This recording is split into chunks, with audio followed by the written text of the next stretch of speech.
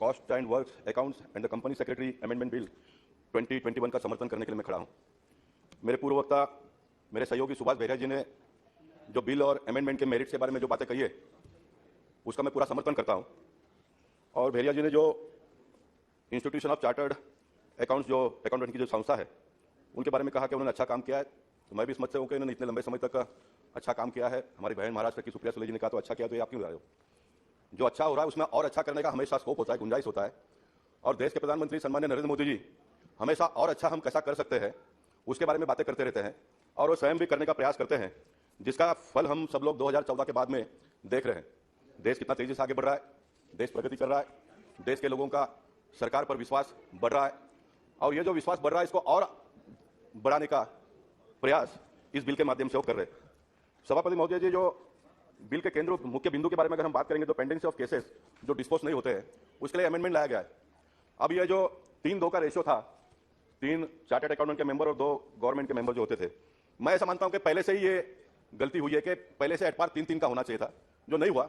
लेकिन जो नहीं हुआ तो उसको अभी करके और अच्छा करके आगे बढ़ना ये बुद्धिमान लोगों का काम है और इस बिल के माध्यम से वो सरकार प्रयास कर रही है, तो मैं मानता हूं कि हम सब लोगों ने उसका समर्थन करना चाहिए। बार बार ऑटोनॉमी की बात आती है। सभापति महोदय जी, मैं 30 साल से इलेक्टेड रिप्रेजेंटेटिव सिस्टम में काम कर रहा हूं और ऑटोनॉमी के बारे में कॉर्पोरेशन में हो या तो विधानसभा में हो या तो पार्लियामेंट में ऑटोनॉमी की बातें होती है। मैं हमेशा इस बात से सहमत हूं कि ऑटोनॉमी को भी एक चौकट, एक स्क्वायर बॉक्स के रहकर उसको काम करना है। ऑटोनॉमी यानी किसी भी व्यक्ति को ऐसा कोई सुपर पावर नहीं है कि वो कुछ भी कर सकता है। ऑटोनॉमी का मतलब ये होता है कि जो रूल्स, जो नीति नियम बनाकर उनको काम करने के लिए दिया गया है उसमें कोई गवर्नमेंट के लोग इंटरफेयर नहीं कर सकते, उतना ही उसका पावर है। ऑटोनॉमी का मतलब ही उतना होता है। ऑटोनॉमी ये नहीं कि वो कुछ भी करेगा तो चलेगा, और कोई ऑटोनॉमी लिया नहीं गया है। मैं तो मानता हूं कि ऑटोनॉमी को और मजबूत बनाने का प्रयास हो रहा है, ऑटोनॉमी को और स्वच्छ बनाने का प्रयास हो रहा है। तो इसलिए इस बिल के माध्यम से हम सब लोगों ने इसको समर्थन करना चाहिए, ऐसा मैं मानता हूं। कोऑर्डिनेशन कमेटी है, अमेंडमेंट जो आया कोऑर्डिनेशन कमेटी में है, डोमिनेशन कमेटी नहीं है। What is the meaning of coordination? मिलजुल कर काम करना है। कोऑपरेटिव फेडरलिज्म की बात हमारे देश के प्रधानमंत्री कर रहे हैं और अच्छा काम चल रहा है सेंट्रल और स्टेट के सहयोग से। तो कोऑर्डिनेशन जितना ज्यादा हो, जितना अच्छा हो, वो एक हेल्थी डेमोक्रेसी के लिए बहुत अच्छी बात है। इसमें प्रॉब्लम क्या है? इसलिए मैं मानता हूं कि ये भी जो बदलाव आया है इसका हम सब लोगों ने समर्थन करना चाहिए। सभापति महोदय जी, मैं एक बात मेरे समझ में आता नहीं है। पहले हमारे देश में इंडस्ट्रियल सेक्टर इतना बड़े पैमाने पर नहीं था। 1991 के WTO एग्रीमेंट के बाद में देश जिस रफ्तार से आगे बढ़ रहा है उस रफ्तार से सीए जितने बच्चे पास होकर आने चाहिए उतने नहीं आते, ये मेरा मानना है। क्योंकि यहां पर भी कोई मोनोपोली क्रिएट करने का प्रयास होता है क्या, इसके बारे में हम सब लोगों ने सोचने की आवश्यकता है। सरकार किसी की भी हो, ए की सरकार हो या बी की सरकार हो, सरकार चलाने के लिए टैक्स के माध्यम से आया हुआ पैसे से सरकार हम चला सकते हैं। इसलिए सरकार अच्छे ढंग से चलाकर बेहतर सुविधा देश के लोगों को देने के लिए टैक्स ज्यादा कैसे आए उसके लिए हम सब लोगों ने मिलकर प्रयास करना चाहिए। देश के प्रधानमंत्री का एक क्लिप हम सब लोगों ने देखा है, गए साल का उन्होंने कोट किया कि 3 करोड़ से भी ज्यादा लोग फॉरेन घूमने के लिए गए। कितने करोड़ लोगों ने गाड़ियां नहीं ली, अच्छी बात है। हमारे देश प्रोग्रेस कर रहा है, प्रगति कर रहा है, लोग सुखी हो रहे हैं, संपन्न हो रहे हैं, लोगों के पास पैसे आ रहे हैं, लोग घूमने के लिए जा रहे हैं। लेकिन देश के तिजोरी में टैक्स के माध्यम से पैसा कितना लोग भर रहे हैं ये हम मेंबर ऑफ पार्लियामेंट में बैठे हुए लोगों का देखने का काम नहीं है क्या? तो क्या इस सेक्टर में हमको बदलाव लाने की आवश्यकता नहीं है क्या? मैं मानता हूं कि जो अच्छे चार्टर्ड अकाउंटेंट्स है उनका हम सम्मान करते हैं, सभी लोग करते हैं, मैं भी करता हूं, आने वाले दिनों में हम करेंगे। लेकिन हर जमात में अच्छे और बुरे लोगों की संख्या है, ज्यादा कम उसके बारे में डिबेट एंड डिस्कशन हो सकता है। वैसे ही इस सेक्टर में जो गड़बड़ हुए, घोटाले हुए, जो धांधली हुई, उसमें उनको मदद करने वाले भी इस सेक्टर में से लोग थे ना सभापति जी। तो क्या उनके बारे में सरकार ने कोई संज्ञान लेना नहीं चाहिए? हम जैसे सारे मेंबर ऑफ पार्लियामेंट को देश के लोगों ने यहां पर चुनकर भेजा है, क्या हम लोगों ने इसके बारे में चिंता नहीं करना चाहिए? जो रॉन्ग डूअर्स है उनके ऊपर कोई एक्शन नहीं होना चाहिए, उनके ऊपर कार्रवाई नहीं होनी चाहिए? अगर एक्ट में कोई प्रोविजन नहीं है तो क्या उसके बारे में बदलाव नहीं होना चाहिए? तो मैं मानता हूं कि बदलाव होना चाहिए और हम सभी लोग मानते हैं कि बदलाव होना चाहिए और ये बदलाव लाने का प्रयास सरकार कर रही है। सभापति महोदय जी, मैं मानता हूं कि यह सही समय है इस बिल में अमेंडमेंट करके हमको आगे बढ़ने के लिए। देश बहुत तेजी से बढ़ रहा है, एमएसएमई सेक्टर कितने तेजी से बढ़ रहा है।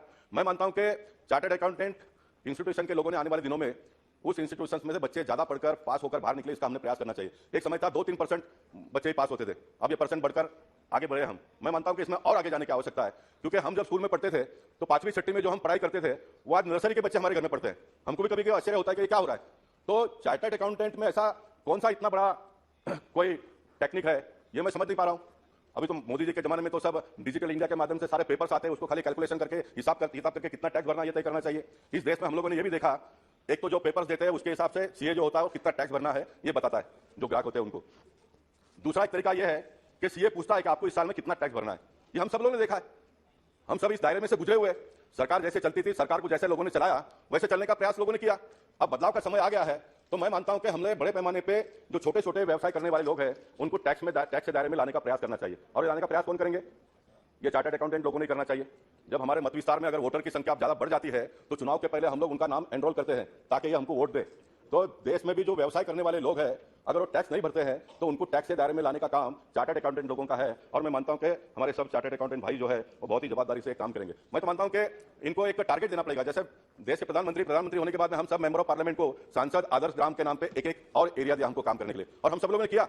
उसकी संतुष्टि भी हमको मिली, हमको समाधान भी हुआ कि हम अपने मतदार संघ के बाहर जाकर अन्य लोगों की भी सेवा कर पाए। तो ये चार्टर्ड अकाउंटेंट इंस्टीट्यूशन के लोगों ने नए टैक्स के दायरे में बड़े पैमाने पर लोगों को लाने की आवश्यकता है, जिससे बड़े पैमाने पर टैक्स आएगा, और टैक्स जितना ज्यादा आएगा उतना हम बेहतर काम कर पाएंगे। मेंबर ऑफ पार्लियामेंट को 2 साल से एमपी लैट बंद हुआ है, अभी फिर एक बार चालू हुआ है। महाराष्ट्र में हमारे यहाँ पर जो एमएलए होते हैं उनको 5 करोड़ रुपया मिलता है, और हम 6 विधानसभा में एमपी को 5 करोड़ रुपया मिलता है। मैं मानता हूं कि टैक्स के माध्यम से अगर ज्यादा पैसा सरकार की तिजोरी में आएगा तो उसका डिस्ट्रीब्यूशन में भी उसके भागीदार भी हम बनेंगे। We can deliver goods more than today, ये हमको भी उसका लाभ मिलने वाला है। तो ये क्षेत्र में सभी लोगों ने पॉलिटिक्स को बाजू में रखकर हम सब लोगों ने मिलकर काम करने की आवश्यकता है। ये जो एक बात के बारे में डिस्कशन हो सकता है, डिबेट हो सकता है, उसमें बदलाव भी हो सकता है, आने वाले दिनों में आएगा। मैं मानता हूं कि ये सरकार 2014 के बाद में आने के बाद में इंसॉल्वेंसी, बैंक्रप्सी कोड और जीएसटी में जितना अमेंडमेंट हर पार्लियामेंट के सेशन में लाकर जितने सिस्टम को ठीक ठाक करने की आवश्यकता थी उतना करने का ये सरकार ने प्रयास किया है। नहीं तो एक बार कायदा बनने के बाद में 10-10 साल, 15-15 साल उसमें अमेंडमेंट तो आता नहीं था, चलता है, चलाओ चलाओ, चलने दो, कोई पूछता नहीं था। अब उसमें जो भी करेक्शन होती है, रिलेटेड लोग बता देंगे साहब ये सही नहीं है, ये सही नहीं है, तो सरकार ने उसको हर बार हमेशा उसको बदलाव करके आगे बढ़ने का प्रयास किया है जीएसटी में और इंसॉल्वेंसी बैंक्रप्सी कोड में। इसमें भी जो हम कर रहे हैं, इसमें और बेहतर करने के लिए आने वाले दिनों में स्कोप होगा। तो पार्लियामेंट में तो हम बैठे ही है, ये हो सकता है। अब किसी ने ये सोचने की क्या आवश्यकता है, मुझे भी लगता है कि भाई चार्टर्ड अकाउंटेंट है तो उसका जो चेयरमैन होगा उसने होना चाहिए, लेकिन कभी कभी आईएएस ऑफिसर्स है उसको हम मेंबर ऑफ पार्लियामेंट लोग कभी कभी गाइडेंस करते हैं, बिकॉज़ वी आर प्रैक्टिकल। हमको पता चलता है कि मतदार संघ में लोग कैसे हैरान है, परेशान है। तो ये कोई मापदंड नहीं हो सकता है किसने क्या करना है, किसने नहीं क्या करना है करके। और इनका जो ऑडिट करने के लिए जो ये जो पैनल में से मेंबर उनका ऑडिट करेगा, मुझे लगता है कि ये भी अमेंडमेंट बहुत सही है, क्योंकि कोई भी सर्जन कितना भी एक्सपर्ट होगा तो वो जब बीमार होता है तो उसको ऑपरेशन करने की आवश्यकता पड़ती होगी, तो उसको अन्य डॉक्टर के माध्यम से ही करना पड़ता है, वो स्वयं तो करता नहीं है। इसलिए जो अच्छी बातें हैं, जो सही है, उसको हम सब लोगों ने एकदम ओपन माइंड से स्वीकारने की आवश्यकता है, ऐसा मैं मानता हूं। और ये किसी ने भी ये सोचने की कोई आवश्यकता नहीं, जो बहुत पढ़ा है, बहुत लिखा है, जो बहुत डिग्री है उसके पास में, वही सब कुछ कर सकता है। इस पार्लियामेंट में हम लोग देखते हैं जो ऑक्सफोर्ड यूनिवर्सिटी के जो स्टूडेंट्स हैं वो किस प्रकार का परफॉर्मेंस देते हैं, और जो महानगर पालिका के स्कूल में से पढ़कर आए हैं वो किस प्रकार का परफॉर्मेंस देते हैं, ये भी हमने पार्लियामेंट में भी देखा और पार्लियामेंट के बाहर भी देखा है। इसलिए हर व्यक्ति को काम करने का स्कोप देना चाहिए। ये सरकार हर व्यक्ति को काम करने का स्कोप दे रही है, इसलिए हम सब लोगों ने समाधान मानकर जो ये बिल आया है इसको सब लोगों ने सपोर्ट कर हम आगे बढ़ना चाहिए। जो भी बदलाव आने वाले दिनों में उसकी आवश्यकता होगी, मैं मानता हूं कि सरकार उसके बारे में भी संज्ञान लेंगी। मैं चार्टर्ड अकाउंटेंट इंस्टीट्यूशन के जो अच्छे सीएस है उनका फिर एक बार यहां पर अभिनंदन करता हूं। बहुत लंबे समय तक उन्होंने इस सिस्टम को चलाया, लेकिन इस सिस्टम को और अच्छे बेहतर ढंग से चलाने के लिए सरकार ने जो अमेंडमेंट लाया है उसको उन्होंने भी बहुत खुले मन से स्वीकारते हुए हम सब लोगों ने मिलकर आगे बढ़ने का प्रयास करना चाहिए। यही भावना व्यक्त करते हुए मैं अपनी बात को यहां पर समाप्त करते हुए फिर एक बार इस बिल को समर्थन करता हूं। बहुत बहुत धन्यवाद। श्री एन के प्रेमचंद है।